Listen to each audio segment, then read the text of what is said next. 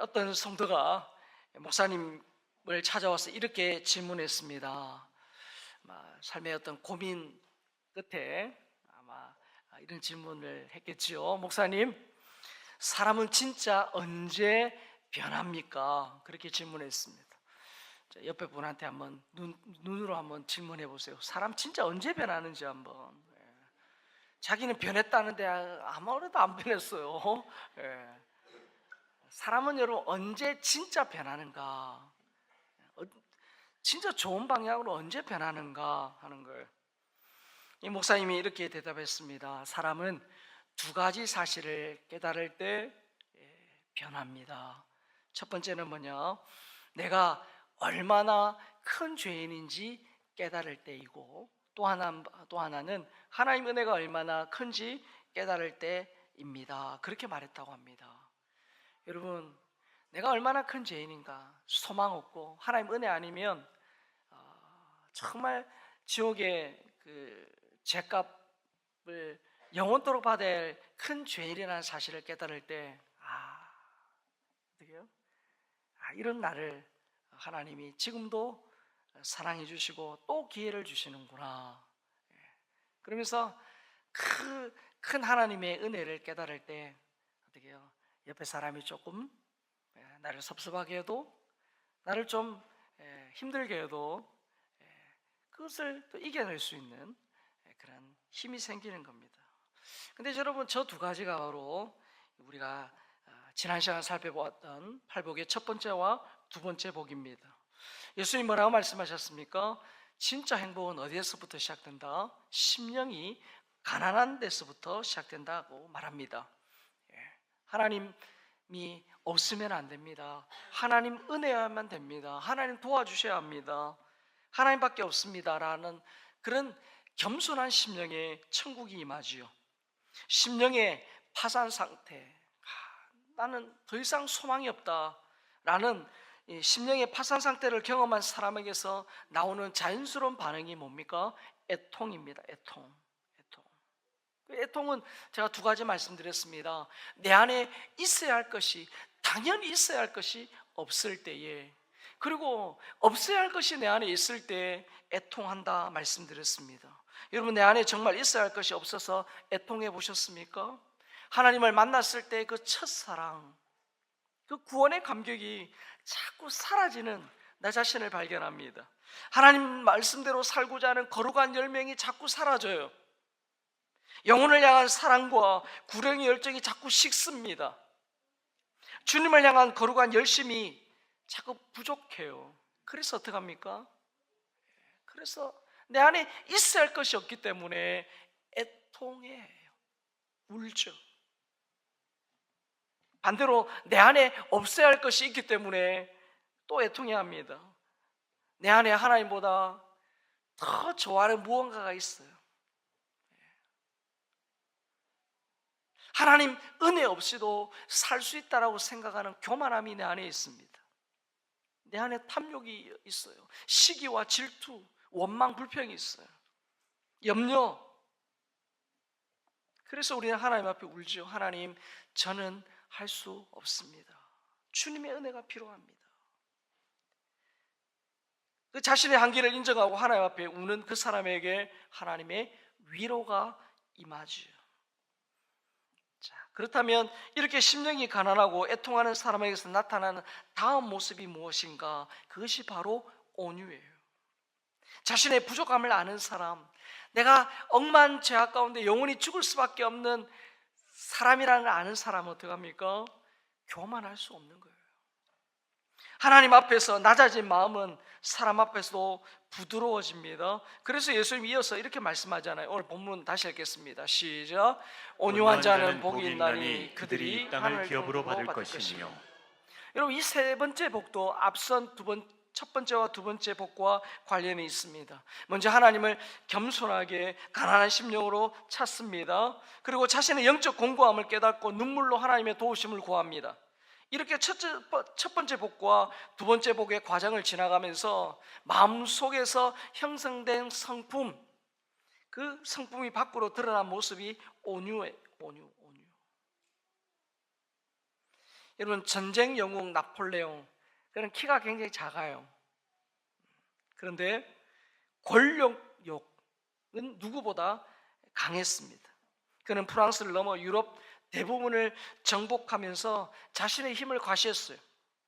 그러나 결국 정복한 영토를 모두 빼앗기고 부하들에게 버림받아 세인트 헬레나 섬에서 쓸쓸한 최후를 맞이합니다. 그리고 그가 마지막 이런 말을 남겼다고 합니다. 나는 오늘까지 나의 영토와 나의 권세를 위해서 일했고 나의 부하들을 얻기 위해 싸웠는데 지금 내 것은 하나도 없다. 그러나 예수는 영토도 없고 군대도 없이 십자가에서 힘없이 죽었는데 오늘날 그를 따르는 사람은 왜 이렇게 많은가? 이제야 알겠노라. 나는 군사를 모았지만 그는 사랑을 나누어 주었다. 여러분, 이 고백은 힘센 사람이 승리하는 것이 아니라 어떻게 해요? 온유한 사람이 결국 승리한다라는 사실을 보여줍니다. 여러분, 예수님이 산상설교를 할 때 이 당시에 이스라엘은 로마의 식민지예요.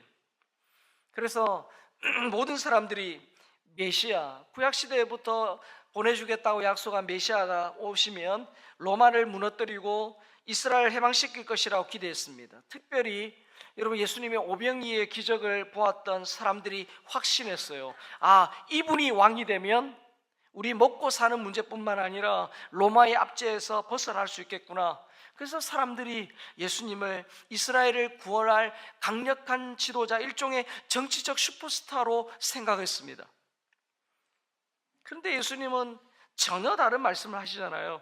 힘의 논리가 지배하는 세상, 어쨌든 무력으로, 힘으로, 권력으로 이 세상을 다스리는 그런 힘의 논리가 작용하는 세상 속에서 온유한 자가 땅을 기업으로 받는다라는 역설적인 선언을 하신 겁니다. 여러분, 이 온유라는 말의 헬라 의미 가운데 하나가 야생마를 길들이다예요. 여러분, 뭐 제주도나 뭐 이런 가셔가지고 또 뭐 몽골이나 이런 데 가셔서 말을 타본 경험 있으시잖아요. 여러분, 그 말들은 이미 길들여져 가지고 어떻게요? 사람에게 온순합니다. 그러나 여러분, 야생마, 질주 본능을 가진 거친 말, 그 말이 잘 훈련되었을 때 그 말은 온유하다라고 합니다. 여러분, 어디로 뛸지 모르는 그런 야생마가 아니라 기수가 이끄는 대로 그렇게 잘 힘을 사용할 줄 아는 준마의 상태를 온유라고 해요. 그러니까 여러분, 온유는 약한 게 아니에요. 제어된 힘이에요. 제어된 힘. 그래서 여러분, 길들이지 않은 야생마는 사람을 다치게 합니다. 그 위에 탔다가는 떨어져서 다칩니다. 그러나 잘 훈련된 말은 사람에게 이롭습니다. 여러분, 산들바람, 땀을 식혀줘요. 하지만 태풍은 집을 날려버립니다. 난로 속의 불은 따뜻합니다.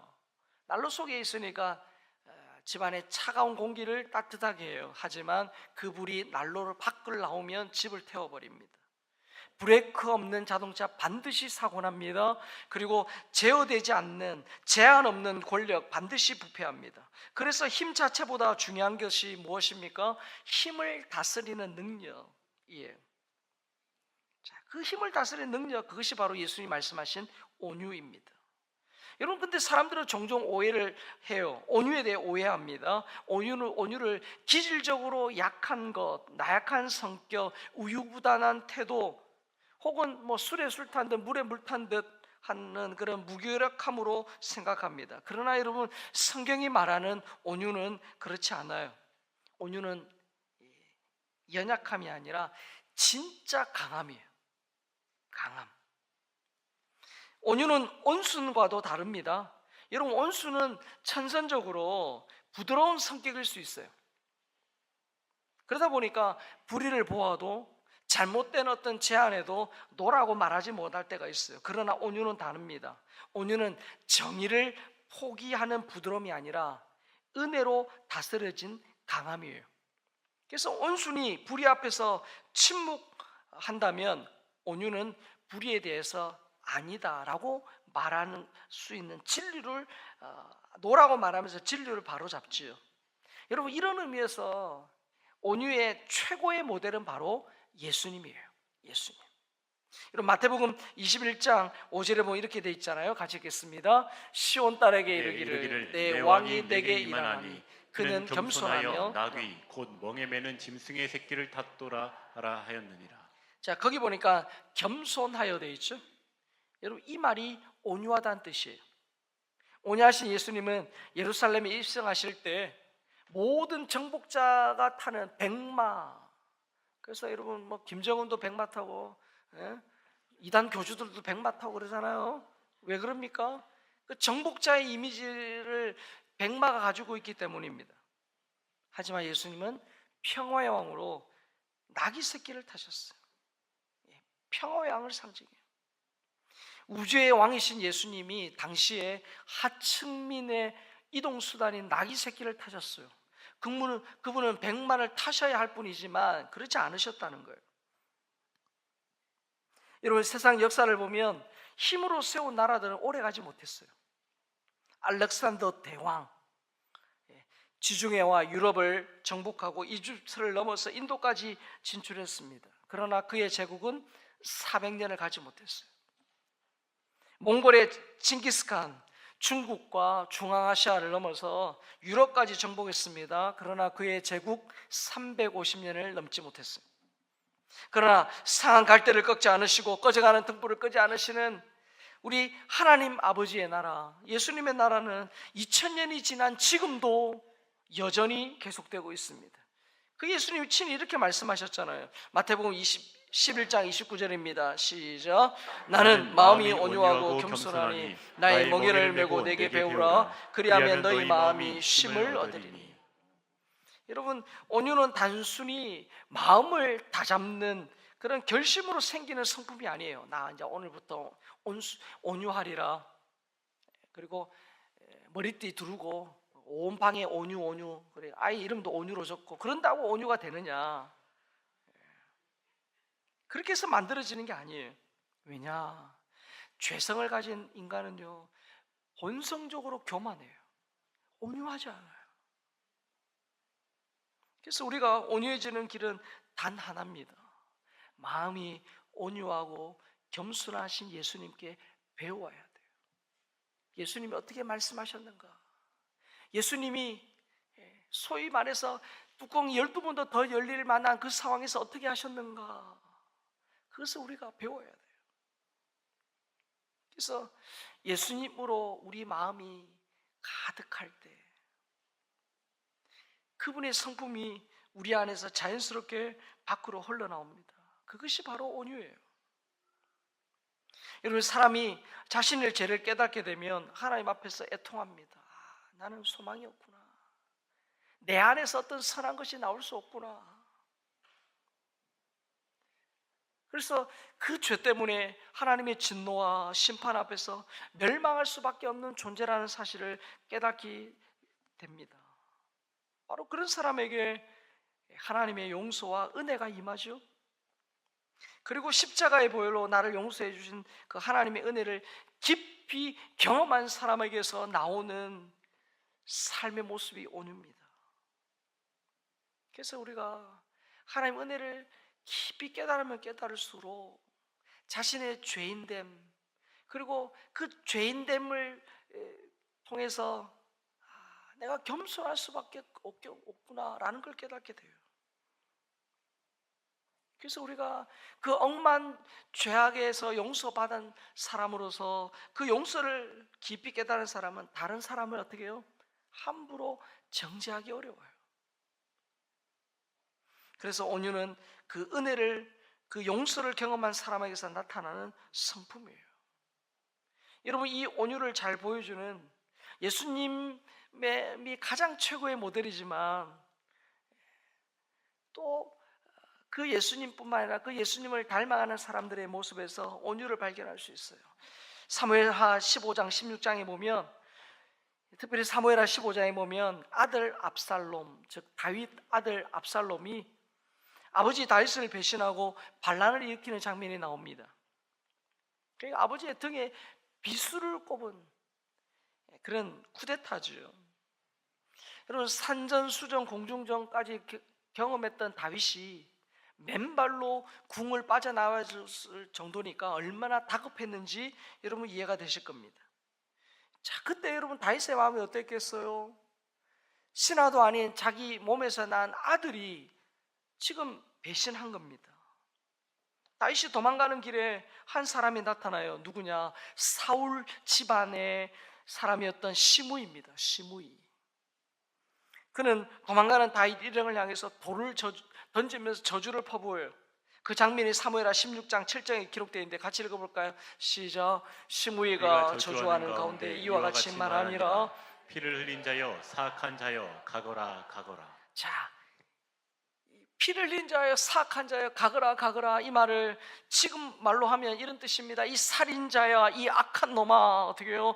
망해버려라, 죽어라, 그런 뜻입니다. 자, 이 말을 들은 다윗의 부하인 아비새 장군이 분노합니다. 금방이라도 달려가서 시므의 목을 베어버릴 기세예요.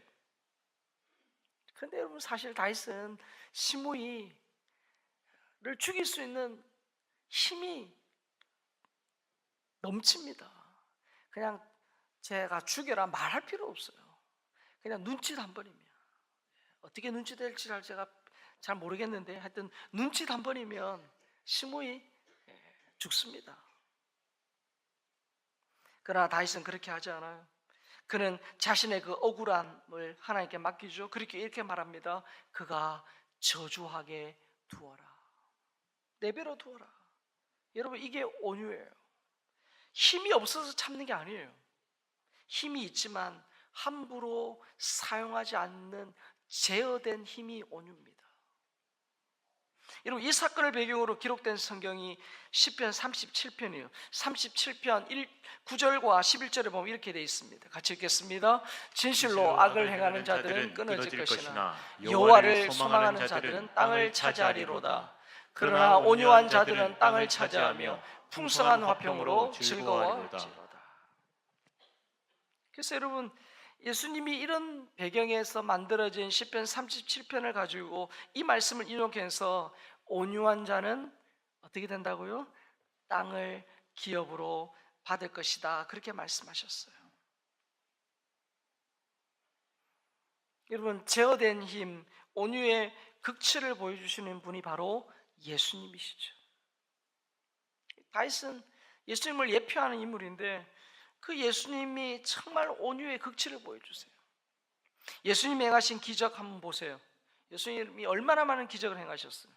죽은 나인성 과부의 아들을 살리셨습니다. 또한 죽었던 나사로도 살리셨어요. 38년 된 병자 고쳐주셨습니다. 12년 동안 몸에서 피가 흐르는 그 여인도 고쳐주셨어요. 귀신을 쫓아내셨죠. 오병이어의 기적을 일으켰어요. 보지 못하는 사람을 보게 하셨습니다. 듣지 못하는 사람을 듣게 하셨어요. 자, 그런데 여러분 그 수많은 이 기적 가운데 놀라운 사실이 하나 있습니다. 예수님은 단 한 번도 자신을 위해 능력을 사용하지 않으셨어요. 한 번도. 여러분 예수님 공생이 시작하면서 광야에서 40일 금식하셨어요. 그때 사탄이 시험합니다. 돌을 떡으로 만들어 먹어라. 여러분 예수님 당연히 그럴 능력이 있으세요. 그러나 그렇게 하지 않으셨어요. 사탄이 또 시험합니다. 성전에 떼어내라. 그러면 천사가 와서 어떻게 해요? 다 받아줄 것이다. 그러나 예수님은 자신을 위해 단 한 번도 그런 기적을 사용하지 않으셨어요. 오직 하나님의 영광과 죽어가는 영혼을 위해서만 능력을 사용하셨어요. 여러분 마태복음 26장에 보면 예수님이 체포되시는 장면이 나옵니다. 그때 베드로가 어떻게 합니까? 칼을 빼가지고 그 대제사장의 종 말고의 귀를 잘라요. 이 연구해 보면 베드로가 귀를 자르려고 자른 건지 아니면 죽이려고 했는데 귀만 자른 건지 내가 헷갈리긴 하는데, 여러분 말고의 귀를 베었어요. 그러나 예수님은 베드로에게 뭐라고 말씀합니까? 칼을 거두어라. 칼로 흥한 자 칼로 망한다, 그렇게 말씀하셨어요. 그러니까 폭력으로 문제를 해결해서는 안 된다라고 말씀하셨어요. 그러면서 예수님이 이렇게 말씀했어요. 예수님이 원하신다면 하나님께 구하여 12군단 더 되는 천사의 도움을 받을 수 있다라는 말씀하셨어요. 그러나 그러지 않으셨어요.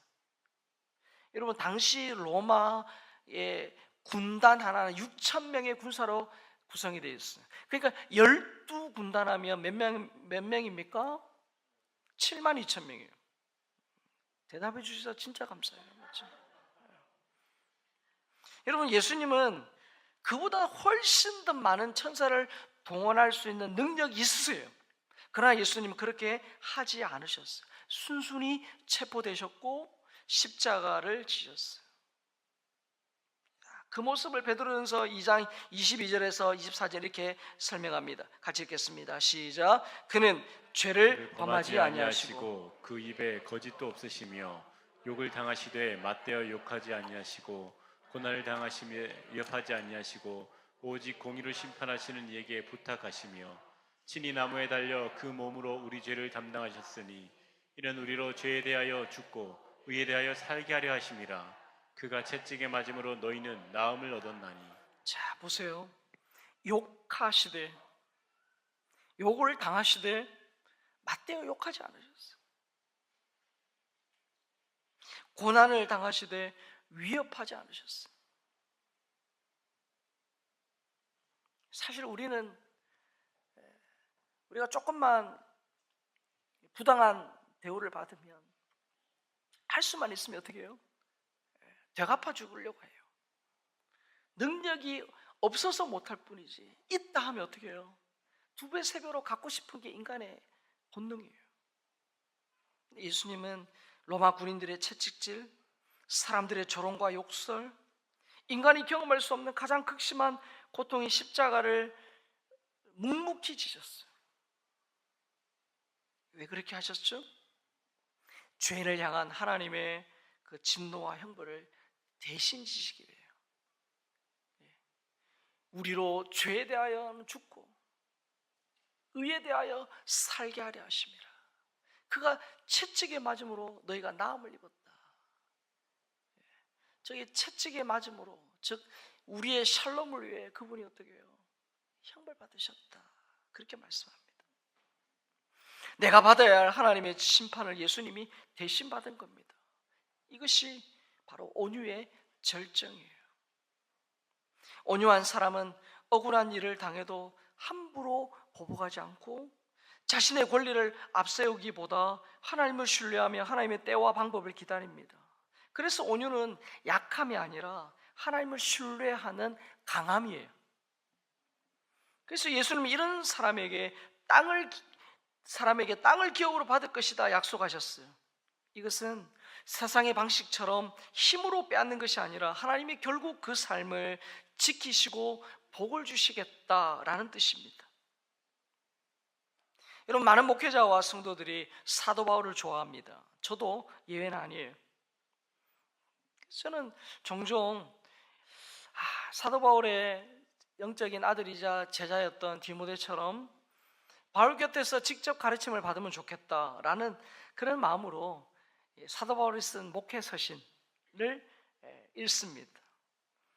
그러니까 이 사도 바울이 목회 서신을 통해서 영적인 아들 디모데에게 이렇게 목회하라 하고 쓴 게 목회 서신이거든요.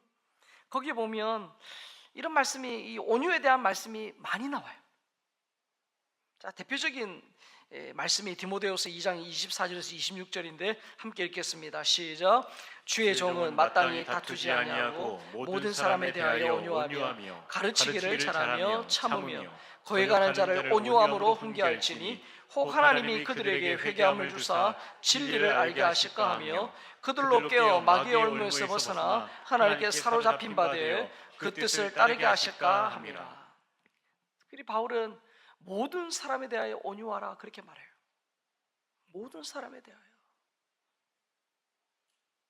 특히 뭐라고 말합니까? 까다로운 사람 있죠. 그리고 심지어 의도적으로 진리를 거스르는 사람에게까지도 온유함으로 훈계하라 그렇게 말씀합니다. 자, 쉬운 일이 아니에요. 쉬운 일이 아니에요. 그래서 주님, 내 힘으로는 불가능합니다. 내 능력으로는 안 됩니다. 그래서 우리가 어떻게 해요? 기도하는 거예요. 주님, 제게 그 예수님의 온유함을 주십시오. 제게도 온유함을 주십시오. 온유의 복을 주십시오. 그러면 여러분, 어떻게 온유의 복을 누릴 수 있는가? 이미 살펴본 것처럼 여러분, 다윗과 예수님에게서 발견하는 공통점이 있었어요. 뭡니까? 그들은 자신의 힘을 사적으로 함부로 쓰지 않았어요. 물론 다윗 죄인이기 때문에 그도 잘못한 것이 있었죠. 하지만 오늘 살펴본 그 장면에 있어서만은 자신의 힘을 함부로 사용하지 않았어요.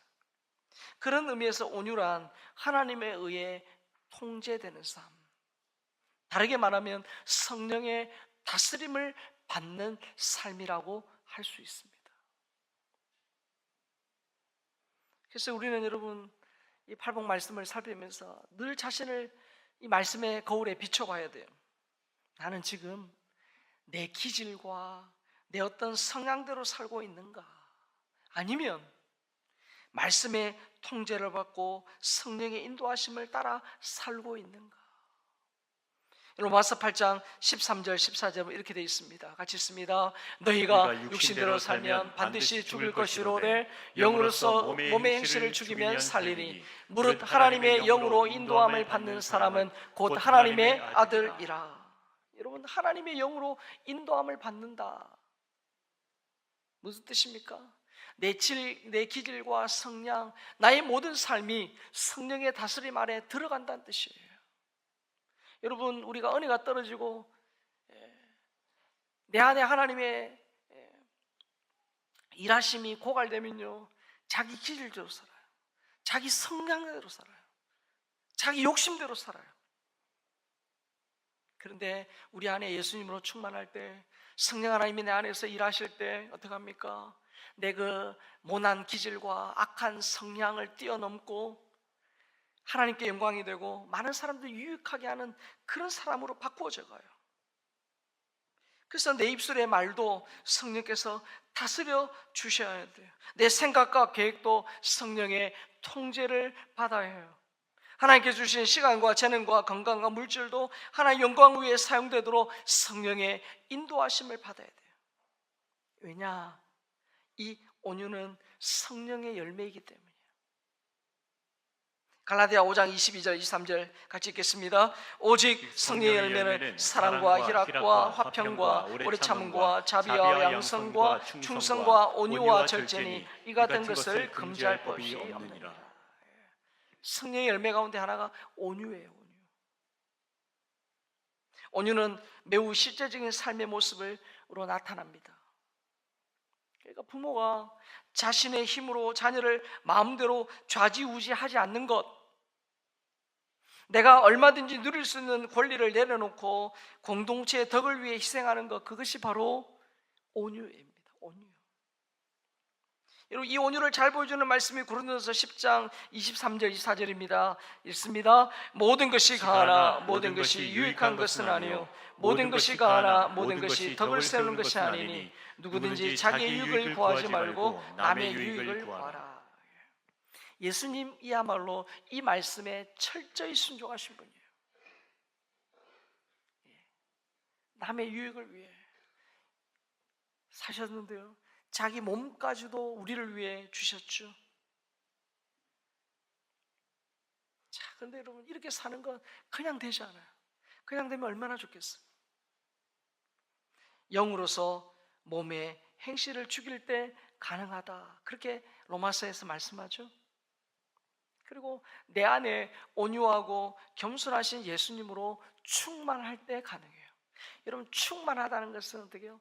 계속 이 컵에다가 물을 계속 부으면요, 넘치죠? 내 안에 계속 예수님으로, 성령 하나님으로 충만할 때 그 예수님이 계속 넘쳐나요. 흘러나와요. 성령으로 충만할 때 온유의 열매가 맺히기 시작해요. 그래서 우리가 늘 주님 앞에, 나는 할 수 없지만 하나님은 하십니다.